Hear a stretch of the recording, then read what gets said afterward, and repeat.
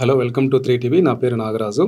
ఈరోజు మనతో పాటు ఖమ్మం జిల్లాలో 21 ఇయర్స్ పాటు టీచర్గా పనిచేసి గిరిజన ప్రాంతాల్లో ముఖ్యంగా గిరిజన విద్యార్థులకు టీచింగ్ చేసి రిటైర్ అయ్యి ప్రస్తుతం హైదరాబాద్లో ఉంటున్న సమ్మెట ఉమాదేవి గారు ఉన్నారు. నమస్తే మేడం. నమస్తే మేడం, నిన్న ముఖ్యంగా సోషల్ మీడియాలో ఒక వీడియో బాగా వైరల్ అయింది. ఒక పెంట high school head master Bobbili జిల్లాలో ప్రేయర్ టైంలో పిల్లల్ని ఉద్దేశించి, ముఖ్యంగా గవర్నమెంట్ స్కూల్ పిల్లల్ని ఉద్దేశించి, మీకు సరిగా చదువు రావట్లేదు, తప్పు మా వైపు ఉందా లేకపోతే పిల్లల వైపు ఉందా, ఎక్కడ ఉంది నాకు అర్థం కావట్లేదు అంటే ఆయన గుంజిలి తీసి సాష్టాంగ నమస్కారం చేసి ఒక వీడియో వైరల్ అయింది. ఈ వీడియో మీద ముఖ్యంగా టీచర్ సర్కిల్లో ఎట్లాంటి రెస్పాన్స్ ఉంది మేడం? ఒకటి, తప్పు ఎవరిది అంటారు? మీరు యాజ్ ఏ టీచర్గా పనిచేశారు కాబట్టి. నిన్న నేను కూడా చూడడం తటస్థించిందండి. చాలా బాధ అనిపించింది. శిక్షణలు ఇవ్వవలసిన ఉపాధ్యాయులు వాళ్ళకు వాళ్ళే శిక్ష వేసుకోవడం అనేది ఇది సమాజానికే పెద్ద శిక్ష. ఇది తన చర్య ద్వారా ఆయన విద్యార్థి లోకానికి, తల్లిదండ్రులకి, ప్రభుత్వానికి ఒక సందేశాన్ని ఇవ్వాలన్న తపన వాళ్ళకి కనపడింది. ఒక ఉపాధ్యాయులుగా కొంచెం మనసుకు కలిచివేసింది, చాలా బాధ అనిపించింది. ఇటీవల ఇలాంటి వార్తలు చాలా చాలా చూస్తున్నాం మనం. ఉపాధ్యాయులే పలు సందర్భాలలో ప్రజల ఫోర్స్ వలనో, సమాజంలో వస్తున్న మార్పుల వలనో, విద్యార్థులలో జరుగుతున్నటువంటి వ్యతిరేకత వలనో వాళ్ళు క్షమాపణ చెప్పుకోవాల్సిన పరిస్థితి, దండాలు పెట్టాల్సిన పరిస్థితి వస్తుంది. ఇది ఎంత మాత్రం ఆరోగ్యకరమైన పరిస్థితి కాదు. అయితే ఇక్కడ మనం గమనించాల్సింది, ఈ క్షమాపణ చెప్పింది, ఈ గుంజీలు తీసింది ప్రైవేట్ స్కూల్ ఉపాధ్యాయుడు కాదు, గవర్నమెంట్ టీచర్. ఒకవేళ ప్రైవేట్ స్కూల్లో ఏదైనా ఒక చిన్న వ్యతిరేకత జరిగినా, లేకపోతే ఒక విద్యార్థి తరపు నుంచి మనం ఏదైనా చర్య తీసుకోవాల్సి వచ్చినా, చిన్న డైరీలో ఒక విషయం రాస్తారు. మీ బాబు స్కూల్కి రావడం లేదు, వెంటనే ఉదయం 9:30కి 10ంటికి పేరెంట్స్కి ఫోన్ వెళ్ళిపోతుంది. రాకపోతే, హోంవర్క్ చేయలేకపోతే మధ్యాహ్నం కల్లా నోట్స్ వెళ్ళిపోతుంది. సాయంత్రం కల్లా ఎన్ని మార్క్స్ వచ్చాయి, ఎన్ని మార్క్స్ రాలేదు వెళ్ళిపోతుంది. మర్నాటి కల్లా డైరీలో తల్లిదండ్రులు క్షమాపణ చెప్పో వచ్చో దానికి సంబంధించిన చర్యలు తీసుకుంటారు. వెంటనే రెస్పాన్స్ ఉంటుంది. అంటే ఇక్కడ ఏంటంటే, నేను మొదటి నుంచి చాలా సందర్భాల్లో బాధపడుతుంది ఏంటంటే, ఒకే సమయంలో, ఒకే కాలంలో, ఇప్పుడు మనం 2025లో ఉన్నాం, ఏకకాలంలో భిన్న చరిత్రలు, భిన్న నడుస్తున్న చరిత్రలు. అంటే ప్రైవేట్ పాఠశాలలు ఒక రకంగా, ప్రభుత్వ పాఠశాలలో ఒక రకంగా, ఆ ప్రభుత్వ పాఠశాలలో కూడా మళ్ళీ పూర్తిగా మారుమూల ప్రాంతాల్లో ఒక రకంగా ఉంది. మారుమూల ప్రాంతాలలో ఉన్నటువంటి విద్యార్థుల అవసరాలు వేరు, సిటీలో ఉన్న విద్యార్థుల యొక్క అవసరాలు వేరు. వీళ్ళ పేరెంటల్ బ్యాక్గ్రౌండ్ వేరు, వాళ్ళ పేరెంటల్ బ్యాక్గ్రౌండ్ వేరు, వాళ్ళ తల్లిదండ్రుల నేపథ్యం వేరు, వీళ్ళ తల్లిదండ్రుల నేపథ్యం వేరు. కాబట్టి ఆ వీళ్ళు ఎందుకు రాలేకపోతున్నారు అంటే, ఒక సిటీలో ప్రైవేట్ స్కూల్లో చదువుతున్న పిల్లవాడు వెంటనే వాళ్ళ తల్లిదండ్రులు ఆ డైరీ చూస్తారు, తమ పిల్లల పరిస్థితి చూస్తారు, దగ్గరుండి దింపొస్తారు లేదా బస్సుల్లో పంపిస్తారు, దగ్గరుండి తీసుకెళ్తారు లేదా బస్సుల్లో తీసుకెళ్తారు. వెంటనే వాడు సత్వరం యాక్షన్ తీసుకోవడానికి ఉంటుంది. ప్రభుత్వ పాఠశాలలో ఏంటంటే, ఉపాధ్యాయులు పిల్లల్ని రోజు ఎవరెవరు రాలేదు ఇళ్లకు పంపించటం. నేను కూడా ఖమ్మం జిల్లా గిరిజన ప్రాంతాల్లో పనిచేశాను కాబట్టి ఈ విషయాలన్నీ నాకు బాగా అవగతమయ్యి ఉన్నాయి. మేము ఇళ్లకు పంపించేవాళ్ళం. అక్కడ కూడా విద్యార్థి రాకపోవడానికి కారణాలు కూడా బలీయమైనవే. ఎందుకు అంటే, విద్యా సంవత్సరంతో పాటు వ్యవసాయ సంవత్సరం కూడా సేమ్. అది దుక్కి దున్నే సమయంలోనే మనకి ఫలితాలు వచ్చి జూన్లో పిల్లలు స్టార్ట్ అవుతారు. విత్తులు నాటే టైంకి ఒక్కొక్కరు పిల్లలు అడ్మిట్ అవుతూ ఉంటారు. ఆ విత్తులు నాటే టైంలోనే, మొదట్లోనే, పాఠశాల ప్రారంభమైన రోజుల్లోనే పిల్లల ఆబ్సెంట్ అనేది ఎక్కువైపోతుంది. తర్వాత కలుపు తీయటానికి, తర్వాత మందులు వేయటానికి, వాళ్ళకి వ్యవసాయం మీద ఆధారపడ్డ వాళ్ళకి ఈ పిల్లలతో పని చేయించుకోవడం వల్ల ఒకళ్ళిద్దరు ఒక వ్యవసాయ కూలీలను తప్పించుకోవచ్చు. వాళ్ళకు ఉండేదే తక్కువ కమతాలు, 1-2 ఎకరాలు, అర ఎకరము, లేదా వీళ్ళే వ్యవసాయ కూలీలు. వీళ్ళే వ్యవసాయ కూలీలు అయితే సంపాదన వస్తుంది. వీళ్ళే వ్యవసాయ కూలీలుగా పని చేస్తే వీళ్ళ పొలంలో 2-3 కూలీలు పరిస్థితి లేకుండా అవుతుంది. అయినప్పటికీ కూడా ప్రభుత్వం రకరకాలుగా ఆలోచించి వాళ్ళకి మధ్యాహ్న భోజనం పెట్టి యూనిఫామ్స్ ఇచ్చి ఇవన్నీ చేసి రమ్మంటే కూడా చదువుల పనుల అంటే అక్కడ తల్లిదండ్రులు మొదట ప్రాధాన్యత పనులకే ఇస్తున్నారు. అక్కడ వస్తున్నటువంటి గ్యాప్ ఇది.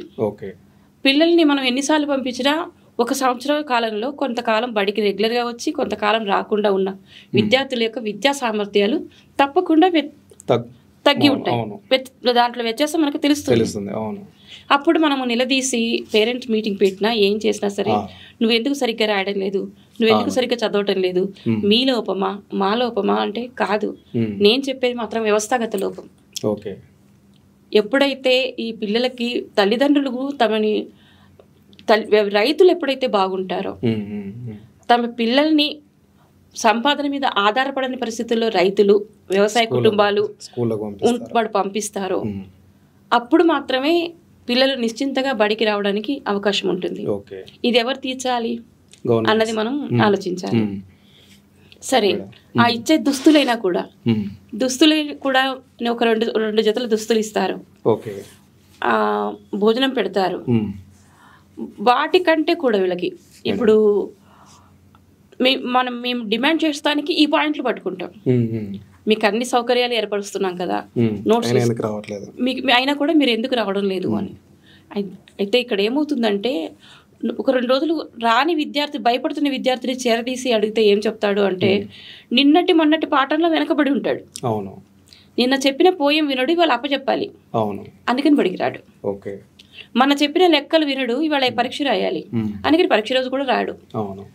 అంటే ఇప్పుడు 30 మంది తరగతిలో ఉన్నప్పుడు 30 మందిలో మనకు 30 మంది యొక్క ఆరోగ్య పరిస్థితి వేరే ఉండొచ్చు, వ్యక్తిగత సామర్థ్యాలు వేరే ఉంటాయి, వాళ్ళ శారీరక పరిస్థితి వేరే ఉండొచ్చు, ఆరోగ్య పరిస్థితి వేరే ఉండొచ్చు, కుటుంబ నేపథ్యం వేరే ఉండొచ్చు, సామాజిక నేపథ్యం వేరే ఉండొచ్చు. ఇన్ని కారణాలని ఉపాధ్యాయుడు కనుక బేరీజ్ వేసుకుని వ్యక్తిగత శ్రద్ధ తీసుకుని కృషి చేస్తే కొంత తప్పకుండా కారణం ఉంటుంది. ఎప్పుడు అని పిల్లవాడు బడికి వస్తే. ఇక్కడ ఎక్కడొస్తుంది అంటే పిల్లవాడు పూర్తి కాలం బడికి రానందువల్ల వస్తుంది.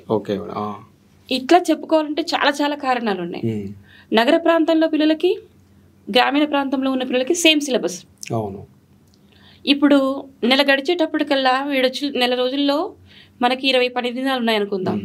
20 పని దినాల్లో వీడు 12-13 రోజులు మాత్రమే వచ్చినప్పుడు ఆ పరీక్షల టైంకి వాడు ఆ సామర్థ్యాన్ని చేరుకోలేడు. ఈ వ్యత్యాసాన్ని వాడు పూడ్చుకోవడానికి ఇంకొంతకాలం ఇది చేస్తున్నాడని మనం అంటున్నాం కదా. అదే కనుక ఇచ్చిన సిలబస్లో నగర ప్రాంతంలో ఉన్న సిలబస్కి గ్రామీణ ఉన్న ప్రాంతంలో సిలబస్కి కొంత సిలబస్ తగ్గిస్తే నువ్వు 2 రోజులు రాకపోయినా సరే నువ్వు ఈ టార్గెట్ రీచ్ అయితే చాలు.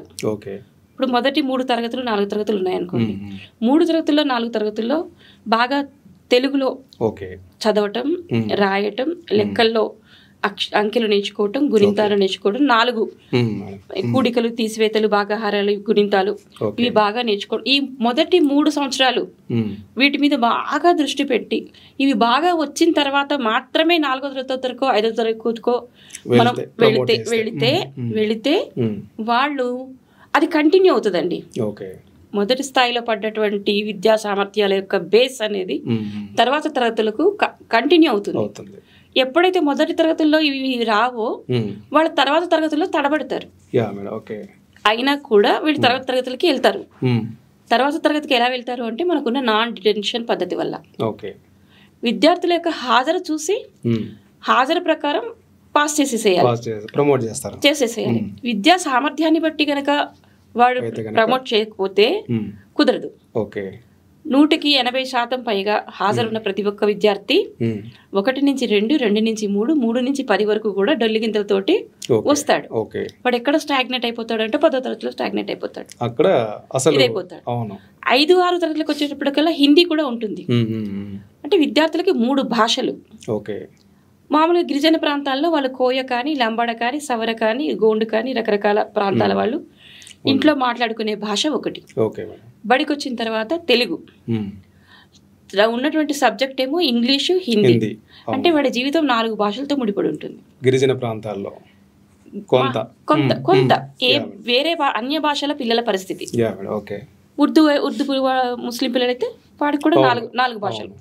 అంటే మన రోజువారీ కార్యక్రమంలో సగం జీవితం భాషలతో సరిపోతుంది, మిగతా సగం జీవితం ఆప్షనల్స్. ఏవి? లెక్కలు, సైన్స్, సాంఘిక శాస్త్రాలు.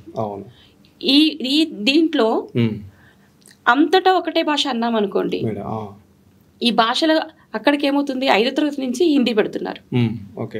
ఈ హిందీ దగ్గర మొదటి 5వ తరగతిలో నేర్చుకోడు కదా, అప్పుడే కొత్తగా నేర్చుకోవడం మూలంగా మనకి మానసిక శాస్త్రవేత్తలు కూడా ఏం చెప్తారంటే, మొదటి 2-3 సంవత్సరాలలో కనుక పిల్లలు కనుక భాషలు నేర్చుకుంటే చాలా బాగా పికప్ నేర్చుకుంటారు అని చెప్పేసేసి. ఆ టైంలో కాకుండా మనకి దాదాపు 10-11 ఏళ్ళ టైంలో వచ్చినప్పుడు హిందీ నేర్పిస్తున్నాం. ఆల్రెడీ వాళ్ళ మాతృభాష అడ్డుకుంటది. దానివల్ల ఏమవుతుందంటే హిందీ నేర్చుకోవటం, ఇంగ్లీష్ నేర్చుకోవటం చాలా ఆలస్యం అవుతుంటుంది. భయం అనేది ఒక మనసులో ఉండిపోతుంది. ఇవన్నీ అయ్యేటప్పటికి 5, 6, 7, 8 తరగతులకు వచ్చేటప్పటికి వాడు భాషలతోటి, ఆప్షనల్ సబ్జెక్ట్స్ తోటి, కొట్టుమిట్టాడతోటి, ఇంకొకటి ఏంటంటే గ్రామీణ ప్రాంతంలో ఉండే పిల్లలకి ఆత్మస్థైర్యం తక్కువ ఉంటుంది. నగర ప్రాంతాల పిల్లలాగా వీళ్ళు ఫ్లూయెంట్ గా మాట్లాడలేరు, ధైర్యంగా మెసరలేరు. వాళ్ళకి ఒకటి ఇది ఉంటుంది. ఇదంతా కూడా ఉపాధ్యాయులు పోగొట్టాలి అంటే ఉపాధ్యాయులు మళ్ళీ తిరిగి ఇక్కడికే వస్తుంది. వాడు కనుక రోజు వస్తే, పిల్లలు కనుక రోజు వస్తే, మాకు కనుక బాధ్యతలు తక్కువ ఉంటాయి. ఇప్పటికీ మన ఏ ఉపాధ్యాయుల్ని కదిలించినా వాడు చెప్పేది ఏంటంటే, మాకు విద్య నేర్పడం ఒకటే కాదు బాధ్యత, ఈ పిల్లవాడికి తెలుగు ఎందుకు రాలేదు, ఇంగ్లీష్ ఎందుకు రాలేదు, లెక్కలు ఎందుకు చేయట్లేదని ఎవరు అడగరు. ఇవాళ మధ్యాహ్న భోజనం పెట్టించావా లేదా? మధ్యాహ్న భోజనం పెట్టించాలి. ఇక మిగతా మన పొరుగు తెలుగు రాష్ట్రంలో అయితే ఫోటోలు తీసి పంపించాలి. బాత్రూమ్ ఇవన్నీ కూడా అవసరాలే. ఇవన్నీ కాదంటలేదు.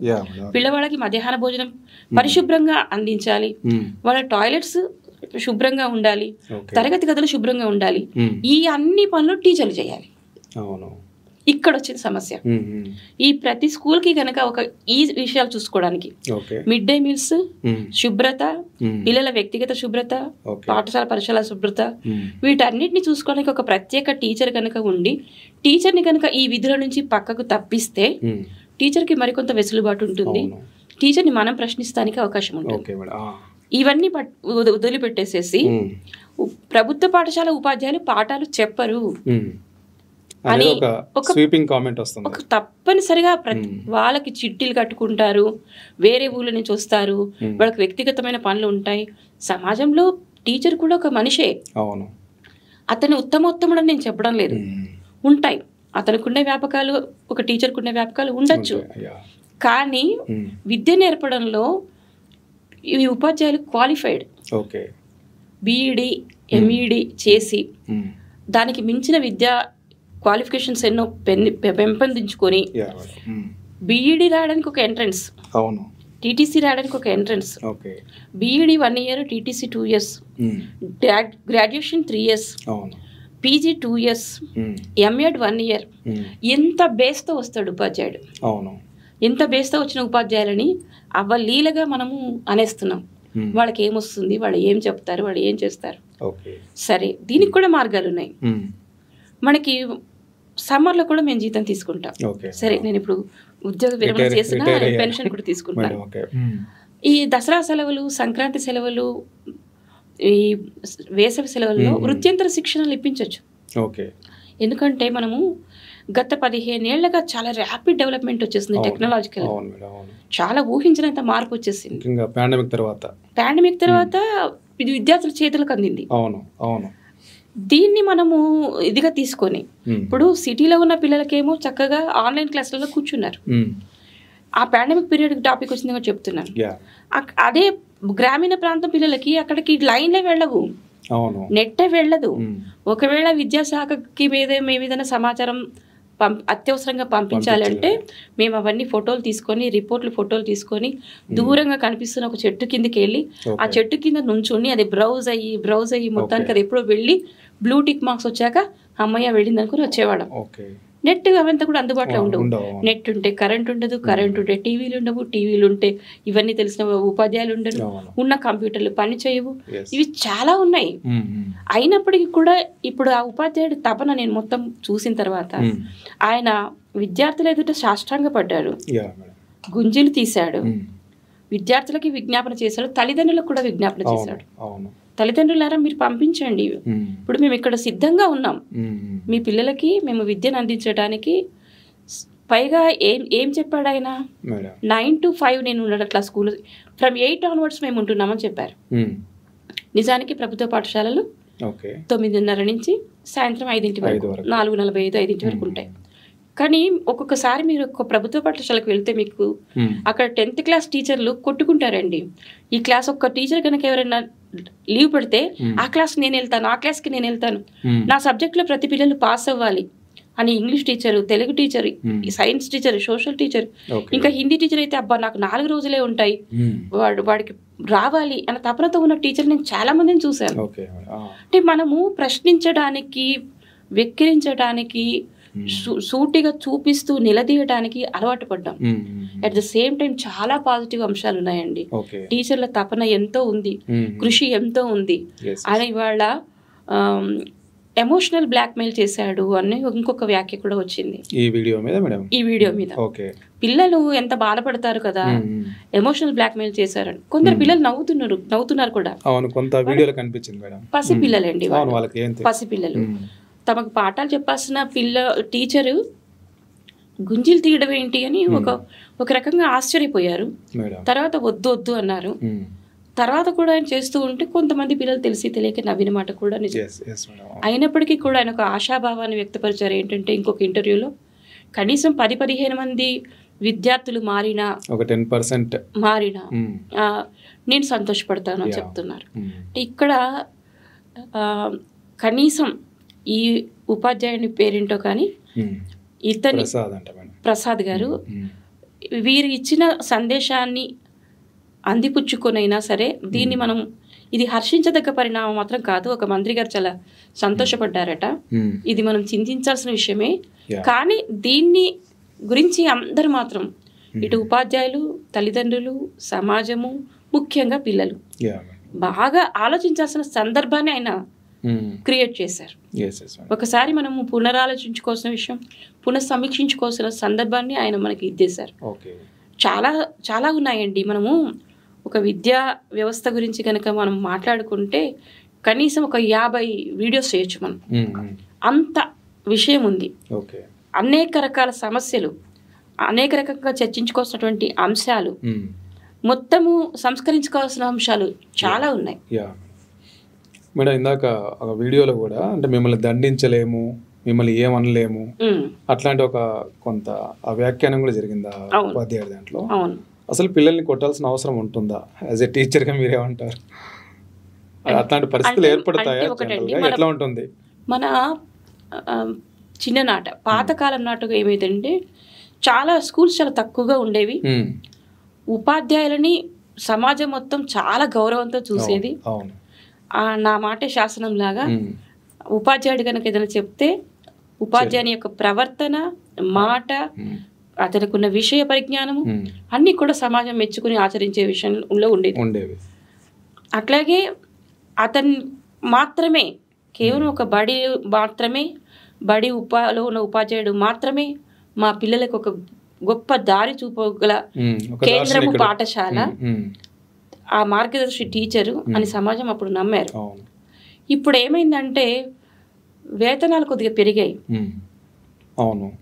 వేతనాలు పెరగటము, పాఠశాలలు పెరగటము, ఉపాధ్యాయుల సంఖ్య పెరగటము, ఉద్యోగుల్లాగా వీళ్ళు కలిసిపోయారు.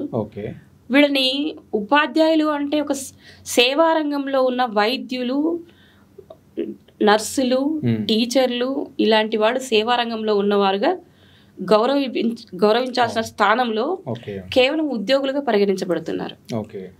అయితే కానీ మా తల్లిదండ్రులు కూడా ఇవాళ పిల్లల్ని కొట్టడం లేదు. ఇదివరకు ఉమ్మడి కుటుంబాలు ఉండేవి, పెద్దవాళ్ళు దండించేవాళ్ళు. ఇవాళ చిన్న చిన్న కుటుంబాలు వచ్చాయి. ఒక్క అమ్మాయి లేదా ఒక్కరు లేదా ఇద్దరు పిల్లలు ఉంటున్నారు. వాళ్ళు చాలా గారాబంగా చూసుకుంటున్నారు పిల్లల్ని.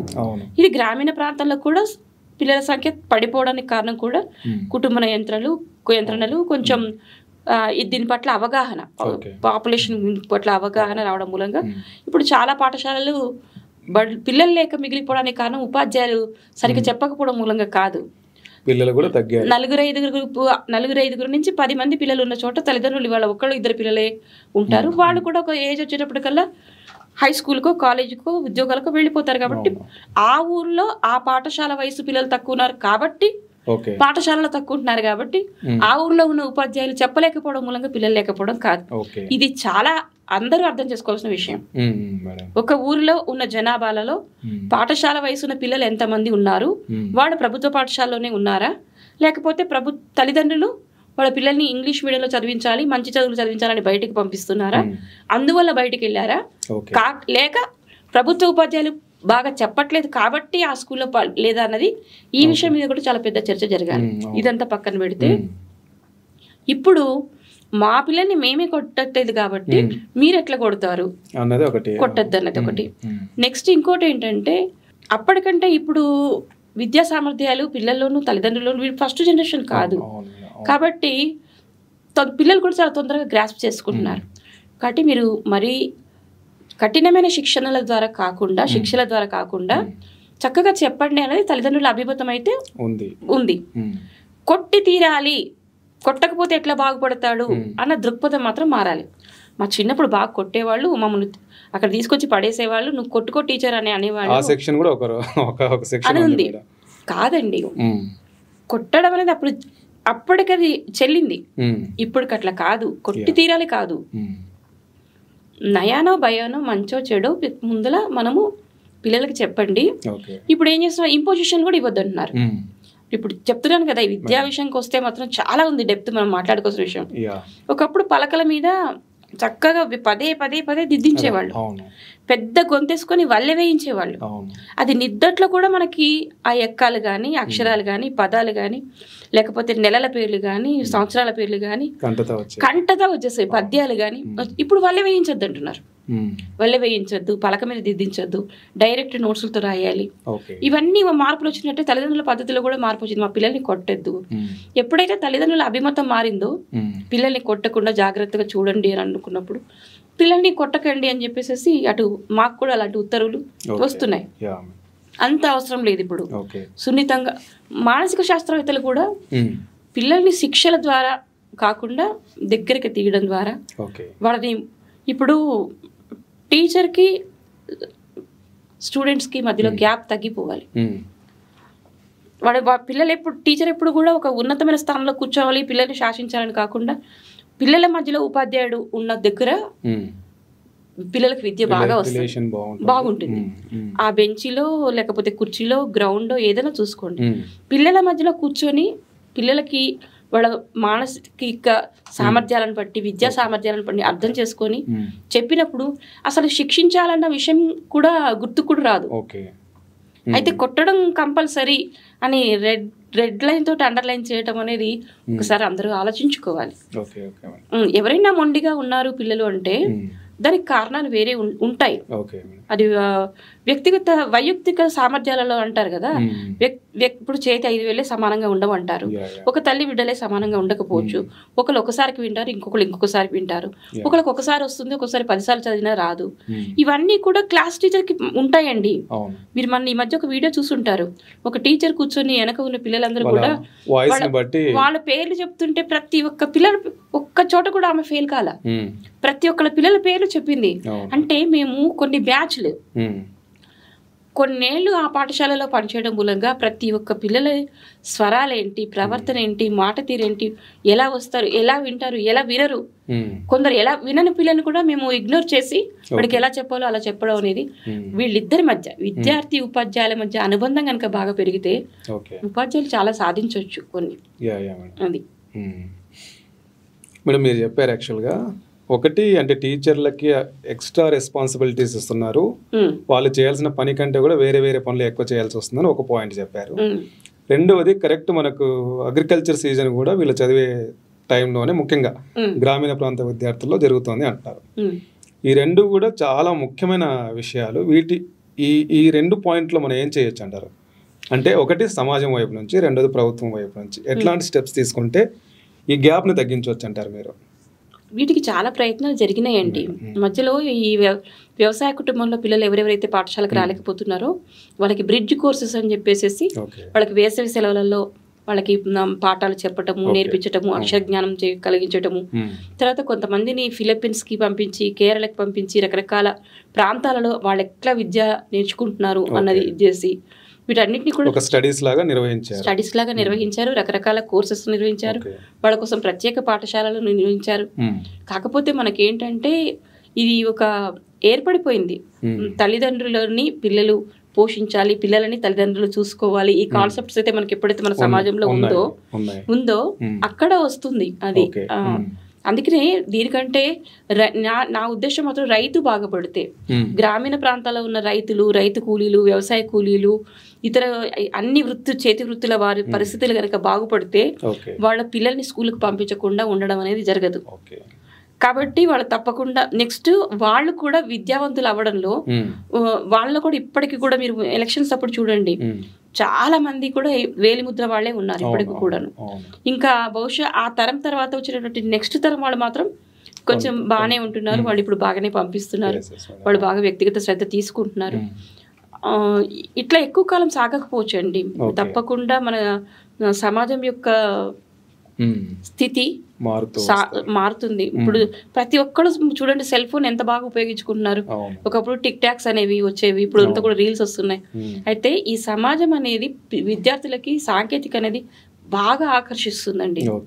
ఆకర్షించి వాళ్ళు ఏం చేస్తున్నారంటే వస్తున్న సినిమాలు కానీ ఫ్యాషన్లు కానీ చాలా తొందరగా అడాప్ట్ చేసుకుంటున్నారు. ఇవి అడాప్ట్ చేసుకోవద్దు అని అన్నాం అనుకోండి ఏమవుతుంది అంటారు. ఇప్పుడు ఒక ప్యాంట్ కి ఒక పక్కన అలా కర్చీఫ్ స్టెప్స్ గా వేలాడుతూ ఉంటుంది. అలా ఆ కర్చీఫ్ వేసుకొని ఇలా నడుచుకుంటూ వస్తాడు. ఫుల్ ప్యాంట్ ని హాఫ్ ప్యాంట్ కి మడుచుకుంటాడు.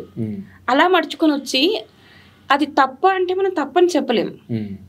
అట్లాగే హెయిర్ కటింగ్ ఉంటుంది, చుట్టూ రౌండ్ గా దాన్ని మొత్తం కి షేవ్ చేసేసుకొని మధ్యలో మాత్రం వరిచేలాగా ఉంటుంది. అట్లా కటింగ్ చేసుకొని వస్తాడు. అమ్మాయిలు కనుబొమ్మలు చక్కగా కత్తిరించుకొని వస్తారు. ఇందులో ఇది తప్ప అంటే తప్పని చెప్పలేము, వస్తున్న మార్పులు. ఇప్పుడు అదే కనుక ప్రైవేట్ స్కూల్ కి వెళితే షూస్, బెల్ట్, టై, తెచ్చుకునే బాస్కెట్ కాడ నుంచి ఆ యాజమాన్యం యొక్క పరిధిలోనే ఉంటుంది. ఆ పుస్తకాల మీద ఉన్న ముద్ర కాడ నుంచి వాళ్ళకి సాటర్డే, సండే, థర్స్డే ప్లే ఆటల రోజున ఏ డ్రెస్ వేసుకోవాలి, పిక్నిక్ వెళితే ఏ డ్రెస్ వేసుకోవాలి, అదే కనుక ఏ జెండా వందనం చేసుకోండి, వాళ్ళు కనుక ఒక చిన్న మెసేజ్ పెడితే you have to wear yellow dress tomorrow అని కనుక పెడితే తల్లిదండ్రులు వెంటనే వింటారు.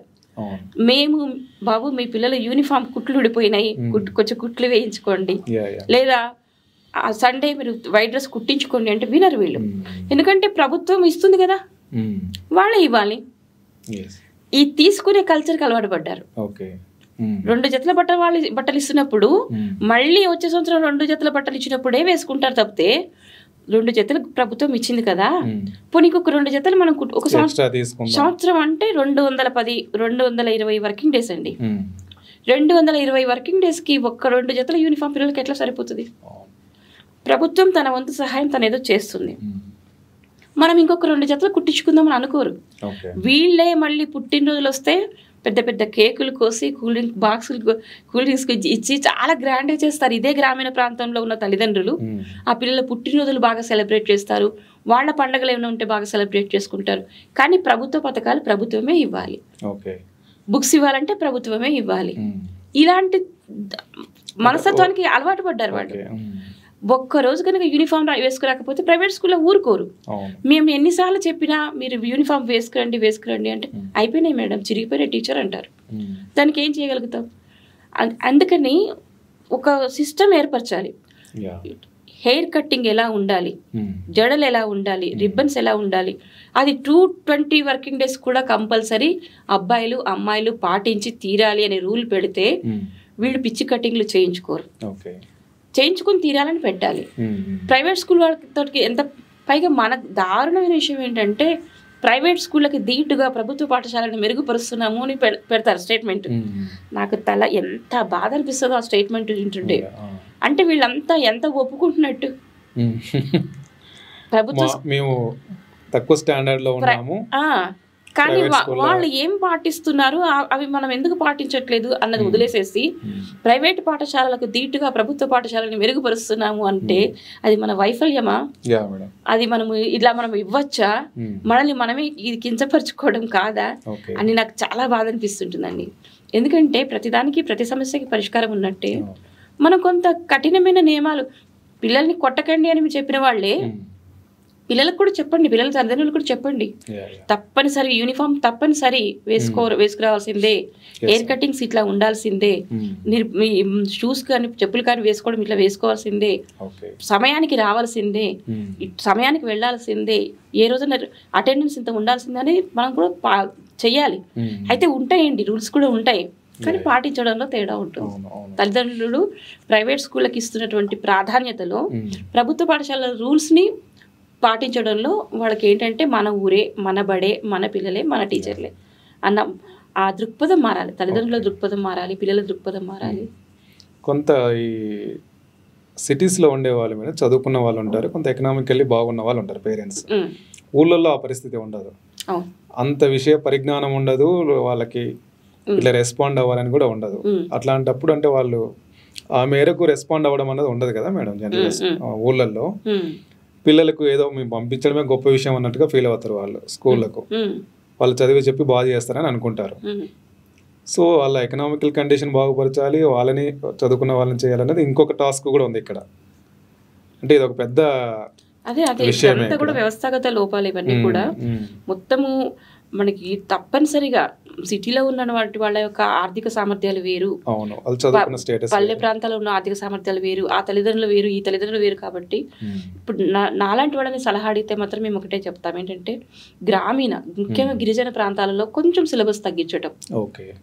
ఆ ఇస్తున్న యూనిఫామ్స్ని ఎట్లాగ ఇస్తున్నారు కదా, ఇప్పుడు మీరు వారానికి 3 గుడ్లు 4 గుడ్లు అట్లా ఇస్తున్నారు కదా, ఇవ్వండి. ఆహారం, మంచి ఆహారం ఇవ్వడం మంచి విషయమే. అట్లనే ఇంకొక 2 జతల యూనిఫామ్స్ ఇవ్వటము. తర్వాత ఇప్పుడు మనకి థాయిలాండ్ లాంటి ప్రాంతాలలో ప్రతి 30 కుటుంబాలకు ఒక వైద్యుడు ఉంటారని అంటారు. అంటే ఇక్కడ కూడా పల్లె ప్రాంతాల్లో ఏఎన్ఎం వాళ్ళు వచ్చి మెడిసిన్స్ ఇస్తారు. కానీ ఇట్లా ఇన్ని స్కూళ్ళకి కనీసం సంవత్సరం మొత్తంలో ఒక 2 సార్లు ఒక టైలర్స్ని పంపించి ఆ పిల్లలు ఎవరెవరికైతే కుట్లు ఊడిపోతున్నాయో, గుండీలు ఊడిపోతున్నాయో ఆ కుట్లు వేయించుకో అంటే మీకు ఇది విషమ సమస్యగా అనిపిస్తుందేమో.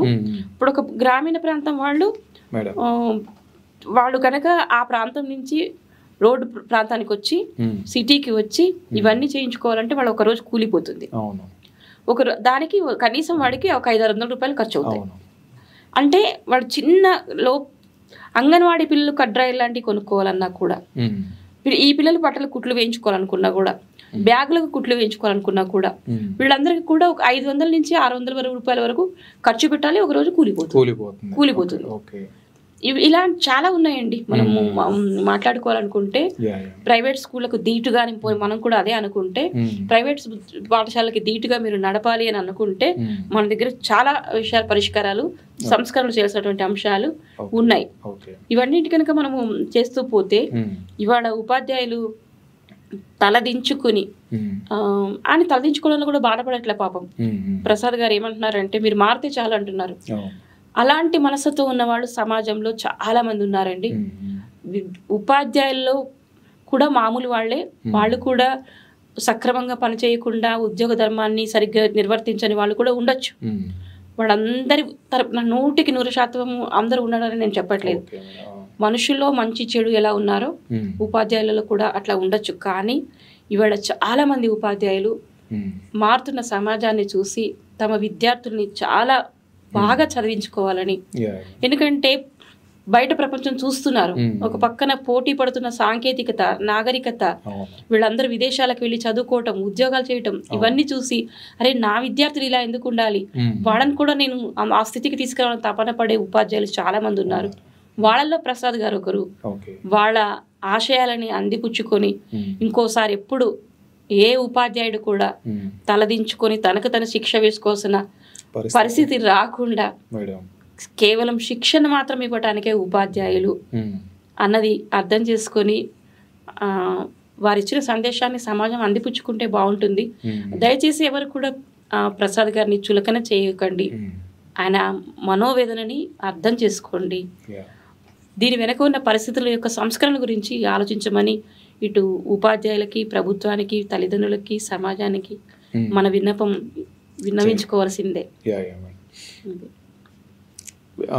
టీచర్ల పనితీరు మీద చాలా కామెంట్స్ వస్తున్నాయి కదా, మీరు కూడా అన్నారు మీరు. అండ్ గవర్నమెంట్ కూడా వాళ్ళ మీద రకరకాల ఎక్స్ట్రా బాధ్యతలు పెడుతుంది. దీన్ని తగ్గించాల్సిన అవసరం ఉందా మేడం? అంటే టీచర్లని అన్ని రకాలుగా వాడుకుంటుంటారు. ప్రతి ఏ పని వచ్చిన గవర్నమెంట్కి టీచర్ ఉన్నారు కదా అన్నట్టుగా ఉంటుంది. మీరు కూడా పని చేశారు చాలా కాలం. నేను వ్యతిరేకించడం లేదండి, ఎందుకంటే ఉపాధ్యాయులు అధిక సంఖ్యలో ఉన్నారు. ఒక ఎన్నికల విధులు వచ్చినా, ఒక జనాభా లెక్కల విధులు వచ్చినా, పోలియో లాంటి డ్యూటీస్ వచ్చినా కూడా ఇవి అధిక సంఖ్యలో ఉన్నటువంటి ఉపాధ్యాయులు వాళ్ళకి ప్రభుత్వానికి ఉపయోగపడాల్సినటువంటి అవసరం ఉంది. కాబట్టి ఉపాధ్యాయుల సహాయం ప్రభుత్వం తీసుకుంటున్నారు. వాటితో పాటుగా మళ్ళీ స్కూళ్ళలో ఈ ఫోటోలు కొట్టడము, ఈ ఎక్స్ట్రా బర్డెన్ ఒకటి ఉంది కదా మేడం. అందుకే నేను చెప్తున్నాను, దానికి ఏంటంటే ఒక క్లర్క్ ఒకరు ఉంటే బాగుంటుంది. ఇప్పుడు ప్రతి ఉన్నత పాఠశాలలో క్లర్క్ ఉంటారు, ప్రైమరీ స్కూళ్ళలో ఉండరు. అక్కడ ఆ క్లర్క్స్ చూసుకుంటే బాగుంటుంది. మిడ్ డే మీల్స్ అన్ని కూడా క్లరికల్ వర్క్ వీళ్ళకి పెట్టకుండా. అయితే ఇప్పుడు వేరే వ్యవస్థ ఉందండి. ఒకప్పుడు ఎంఆర్పీలను పెట్టారు, తర్వాత వేరే వాళ్ళ వ్యవస్థ ఉంది. వాళ్ళు వచ్చి ఏంటంటే వాళ్ళ లెక్కలు అడుగుతుంటారు, వాళ్ళు అడిగిన లెక్కలు వీళ్ళు ఇవ్వలేక సతమతం అవుతూ ఉంటారు, చేస్తుంటారు. తర్వాత హెడ్ మాస్టర్ కూడా ఒక 2 సబ్జెక్ట్స్ చెప్పాల్సి ఉంటుంది, 2 తరగతులకు 3 తరగతులకు చెప్పాల్సి ఉంటుంది. వాళ్ళ ఏంటంటే ఇది నీ బాధ్యతనే, ఇది నా బాధ్యతనే అనుకోకుండా ఉపాధ్యాయులు కూడా బాధ్యతలు అందరూ కూడా పంచుకుంటుంటే, ఇప్పుడు పీఈటీ ఉంటారు, అట్లాగే వారానికి 4 పీరియడ్లే ఉన్నటువంటి ఉపాధ్యాయులు ఉంటారు. వాళ్ళకి వారానికి 4 పీరియడ్లే కానీ 100 మార్కులు ఉంటాయి వాళ్ళకి, వాళ్ళ సమస్యలు వాళ్ళకి ఉంటాయి. అట్లా ఉన్న హిందీ టీచర్లు ఉంటారు, కొన్ని స్కూళ్ళల్లో ల్యాబ్ టెక్నీషియన్స్ ఉంటారు, కంప్యూటర్ ఆపరేటర్స్ ఉంటారు. అంటే ఆ స్కూల్కి ఉన్న అవసరాలను బట్టి అక్కడ ఉన్న స్టాఫ్ ఉంటారు. నేను ఇది కాబట్టి నేను ఇదే చేస్తాను అంటారు అన్న వీళ్ళే రేపొద్దున ఎలక్షన్ డ్యూటీ వస్తే చేస్తారు, ఎందుకంటే అది ఆదేశించిన డ్యూటీ కాబట్టి. ఇక్కడ హెడ్ మాస్టర్ చెప్పినప్పుడు వాళ్ళకి వేరే అభిప్రాయాలు వస్తాయి. దానికి కట్టుబడి ఉంటే పాఠశాలలో పనిచేసే ప్రతి ఒక్క ఉపాధ్యాయుడు, ప్రతి ఒక్క క్లర్క్, ప్రతి ఒక్కరు కూడా పాఠశాల పనులు అందరూ కూడా భాగస్వామ్యం ఉంటుంది, పాటించాలి అన్న విషయాన్ని నమ్మి చేసుకున్నప్పుడు ఈ సమస్యలు ఉండవు. అప్పుడు ఉపాధ్యాయుల పని బోధనకి ఎక్కువ సమయం కేటాయించడానికి అవకాశం ఉంటుంది. ఫైనల్గా మేడం, అంటే ఇప్పుడు గ్రామీణ ప్రాంత విద్యార్థులతోనే ఈ ప్రాబ్లం వస్తుంది టీచర్లకు ముఖ్యంగా. వాళ్ళని అనుకోకండి, ఇవాళ చెప్పిన దాని ప్రకారం మన దృష్టికి వచ్చింది వాళ్ళ గ్రామీణ ప్రాంతపు సమస్య. అవును, కానీ నగర ప్రాంతంలో పిల్లలు కొంత శాతం ఉండొచ్చు. నగర ప్రాంతపు పిల్లల ప్రవర్తనలు చాలా ఉన్నాయి, అది వెలికి రావాల్సిన విషయం ఉంది, చాలా. ఈ పర్టికులర్ ఈ ఇష్యూలో మేడం బయట దేశాల్లో ముఖ్యంగా అంటే దీన్ని అధిగమించే విధంగా ఏమైనా చర్యలు తీసుకున్నట్టు కానీ, సక్సెస్ అయిన ఫార్ములాలు కానీ ఇట్లాంటివైనా మీకు గమనించారా ఎప్పుడైనా? అంటే అట్లాంటివైనా ఉన్నాయా ఎగ్జాంపుల్స్? అట్లా కొన్ని దేశాల్లో చేస్తుంటారు, మంచిగా ఉంటుంది విద్య అన్నట్టుగా, ఫిన్లాండ్ లాంటి దేశాల్లో. అట్లాంటి మోడల్స్ ఏమైనా మనం అడాప్ట్ చేసుకునే అవకాశం ఉందంటారా? ముఖ్యంగా పిల్లలు ఇప్పుడు మనకి ఇది ఈనాటి సమస్య కాదండి, కొన్నేళ్లుగా కూడా బడి గంట కొట్టగానే ఇంటికి ఎలా పరుగులు పెడుతున్నాడో బడిలోకి కూడా గంట కొట్టగానే అలా పరుగులు పెట్టే స్థితి మనకి తీసుకురావాలని ప్రతి ఒక్కళ్ళు కూడా రకరకాల ప్రయత్నాలు చేస్తున్నారు. చేయడంలోనే విద్య నేర్పే విధానంలో కఠినమైన పద్ధతులను పక్కన పెట్టేసేసి ఆట, మాట, పాట, కథ ఇలా రకరకాల అంశాలను జోడించి తరగతిలో కేవలం టీచర్ సెంటర్డ్ గా కాకుండా పిల్లలని ఇన్వాల్వ్ చేసుకుంటూ రకరకాల పద్ధతుల ద్వారా నేర్పించుకుంటూ, తర్వాత ఎంతసేపు టీచర్ చెప్పడం మాత్రమే కాకుండా పిల్లలే చదువుకొని సమీక్షించేలాగా, పిల్లలే టీవీలో కానీ, యూట్యూబ్లో కానీ, సెల్ ఫోన్లో కానీ వాళ్ళు చూసి విషయ సేకరణ చేసేలాగా, వాళ్ళకి ఎప్పుడైతే ప్రాధాన్యత పెరుగుతుందో, పిల్లలకి తమ బాధ్యత, తమ భాగస్వామ్యం పెరుగుతుందో, వాళ్ళకి బాధ్యత కూడా పెరుగుతుంది. మేము కూడా ఇది కేవలం ఎంతసేపు టీచర్ చెప్తుంటే వింటుంటే పిల్లలు పోయే స్థితిలా కాకుండా, ప్యాసివ్ గా ఉండకుండా వాళ్ళ ఇన్వాల్వ్మెంట్ ఎప్పుడైతే ఉంటుందో వాళ్ళ రెస్పాన్సిబిలిటీ కూడా పెరుగుతుంది. రేపటికల్లా నువ్వు ఈ విషయాన్ని సమాచారం సేకరించుకొని నువ్వు దీనికి కూడా మళ్ళీ ఇంకొక మార్గం చూస్తున్నారు. ఆల్రెడీ రికార్డ్ చేసినవి, ఆల్రెడీ చేసిన పనులు చేసుకోవడం చేస్తున్నారు, సరే అది వేరే విషయం. కానీ విద్యార్థులు తమకు తమే నేర్చుకుంటూ టీచర్ని ఒక సోర్స్గా తీసుకొని, మొత్తమే టీచరే కాకుండా టీచర్ని ఒక ప్రధాన వనరుగా తీసుకొని మిగతా పిల్లవాడు కూడా దాంట్లో ఇన్వాల్వ్ అయ్యి తను కూడా విద్య నేర్చుకోవడంలో యాక్టివ్ పార్ట్స్ తీసుకున్నప్పుడు అది కూడా విద్యార్థికి ఉత్సాహం ఇచ్చేలాగా, ప్రేరణ పొందేలాగా, తనకి చాలా చైతన్యవంతుడిగా చేసేలాగా మార్పు కనుక మనం తీసుకొస్తే వాళ్ళు ఇవాళ చాలా వచ్చిందండి, చాలా మార్పు వస్తుంది. కాకపోతే ఇవన్నీ కూడా గ్రామీణ ప్రాంతాల వరకు చేరాలి. ఇంకా ఈ రోజు కూడా బస్సులు లేని ప్రాంతాలు ఉన్నాయి, బస్సులు వెళ్ళని ప్రాంతాలు ఉన్నాయి, ఆటోలు స్కూల్ బస్సులు వెళ్ళని ప్రాంతాలు ఉన్నాయి. అక్కడనే ఇలాంటి సమస్యలన్నీ కూడా వస్తున్నాయి. కొన్ని వీడియోస్ కూడా చూసాం మేడం. యాక్చువల్గా ఆ టీచర్లు ట్రాన్స్ఫర్ అయిపోతుంటే పిల్లలంతా కూడా కాస్త కన్నీళ్లు పెట్టుకొని ఆవేదన, ఇక్కడ రివర్స్ సార్ చెప్పిన దానికి పిల్లలంతా కూడా ఏడుస్తూ చాలా ఎమోషనల్ అయిన ఘటనలో వీడియోలు కూడా చూసాం. ఈవెన్ మీ విషయంలో కూడా కొంత మేము విన్నాం మేడం. అట్లాంటి సందర్భాలు మనం పిల్లలతోటి మనం ఏర్పరచుకునే అనుబంధాన్ని బట్టి ఉంటుందండి. ఇప్పుడు ఒక టీచర్కి దాదాపు 8 సంవత్సరాలు అక్కడ ఉండే అవకాశం ఉంటుంది. Okay madam. ప్రమోషన్ వస్తే మధ్యలో వెళ్ళిపోతారు, వెళ్ళిపోవచ్చు. కానీ 1 నుంచి 3 సంవత్సరాలు, 5 సంవత్సరాలు, 8 సంవత్సరాలు పిల్లలతో ఉన్నప్పుడు చాలా అనుబంధం ఏర్పరచుకుంటారు. తల్లిదండ్రుల కంటే కూడా టీచర్లు చెప్పే మాట అంటే పిల్లలు ఎక్కువ విలువిస్తారు. వాళ్ళ పట్ల ఎక్కువ ప్రేమ పెంచుకుంటారు, వాళ్ళ పట్ల ఎక్కువ నమ్మకాన్ని పెంచుకుంటారు. అట్లాగే పిల్లల్ని కూడా ఎవరు ఎలా ఉన్నారు, ఇప్పుడు నా వరకు నాకు ఇప్పటికి కూడా మా పిల్లలు చాలా గుర్తుకొస్తుంటారు. ఆ వ్యవసాయ పనులలో వాళ్ళు ఒంటి మీద అంతా దద్దుర్లు అయిపోతున్న పిల్లలు ఉంటారు. కరెక్ట్ గా అదే పరీక్షల టైము, అదే పత్తి కోసే టైము, అదే మిరప కోసే టైము. వాళ్ళ మనసు ఎంత సంఘర్షణకు లోనవుతుందంటే, తల్లిదండ్రులేమో ఇదే టైము డబ్బులు సంపాదించాలని తల్లిదండ్రులు రమ్మంటుంటారు. ఇదే పరీక్షల టైము మేము రివిజన్ చేస్తున్నాము, ఇప్పుడు రాకపోతే ఎక్కడని మేము అంటుంటాము. వాడు చచ్చి ఎండల్లో వెళ్ళి పత్తి కోస్తానికి వస్తే వెనక వీపంతా చేతులంతా దద్దులతో వస్తారు. షర్ట్ వేసుకుంటున్నప్పుడు ఆ షర్ట్ వాడు చిట్టపట్టలు ఆడిపోతూ ఉంటాడు. కరెంట్ ఉండదు, ఫ్యాన్లు ఉండవు. విప్పి చూస్తే వాడు కొళ్ళంతా దద్దుళ్ళు. ఆ పిల్లలు ఇప్పుడు కూడా గుర్తొస్తూ ఉంటారు నాకు. అట్లాగే సింగిల్ పేరెంట్ పిల్లలు, తండ్రి తాగుడుకి ఇదైపోయి చనిపోయిన పిల్లలు, తల్లులు లేని పిల్లలు, తండ్రులు లేని పిల్లలు, సింగిల్ పేరెంట్స్, ఇలా వాళ్ళతో మాకు అనుబంధం ఉంటుంది, తప్పకుండా ఉంటుంది. ఏ పిల్లవాడి యొక్క పరిస్థితి ఏంటి, ఎవరైతే ఏ సబ్జెక్టు బాగా చదువుతారు, ఎవరైతే ఆటలు బాగా ఆడతారు, ఎవరు పాటలు బాగా పాడతారు, ఎవరైతే బాగా కథలు లాంటివి రాస్తారు, చెబుతారు, వాళ్ళ అన్ని సామర్థ్యాలు మాకు తెలుసు. కాబట్టి వాళ్ళని ఎప్పుడు ఎవరిని ఎక్కడికి ఎట్లా ఏ గమ్యానికి చేర్చాలో మాకు బాగా తెలుస్తుంది. కాబట్టి ఒక అనుబంధం ఉంటుంది. ఆ మధ్యలో మేము అట్లా వచ్చేస్తూ ఉంటే వాళ్ళు తట్టుకోలేదు, పసిపిల్లలు కదా. కొంతమంది పిల్లలు అస్సలు తట్టుకోలేరు. మళ్ళీ కొత్త టీచర్ వచ్చాక హుషారుగా మళ్ళీ అడ్మిట్ చేసుకుంటారు, అది వేరే విషయం. కానీ ఉన్న టీచర్ని వాళ్ళు వదులుకోవడానికి చాలా బాధపడుతుంటారు. ఆ అనుబంధాలు కేవలం పాఠశాలలో మాత్రమే సాధ్యం. ఎక్కడికి వెళ్ళినా సరే, ఏ ప్రాంతమైనా సరే, మేము ఎక్కడికన్నా వెళుతూ ఉంటే మా కోసం పరిగెత్తుకుని వస్తారు పిల్లలు. ఆ గౌరవం ఒక ఉపాధ్యాయ వృత్తిలో మాత్రమే దొరుకుతుంది. ఆ ప్రేమ అందిపుచ్చుకోవడానికి కానీ, ఆ ప్రేమను అందించడానికి కానీ అది కేవలం ఉపాధ్యాయ వృత్తిలోనే దొరుకుతుంది. అలాంటి ఉపాధ్యాయుడు ఇవాళ బాధపడే రోజు వచ్చిందంటే అది చాలా బాధాకరమైన విషయం. ఇది అందరూ పునరాలోచించుకోవాల్సినటువంటి విషయం, పునఃసమీక్షించుకోవాల్సిన సమయం. మీరు ఈ సమయంలో ఇవన్నీ తుట్టె కలిపినందుకు ఒక రకంగా మీకు ధన్యవాదాలు చెప్పుకోవాలి. Okay, thank you madam, thank you so much. చాలా విషయాలు చెప్పారు.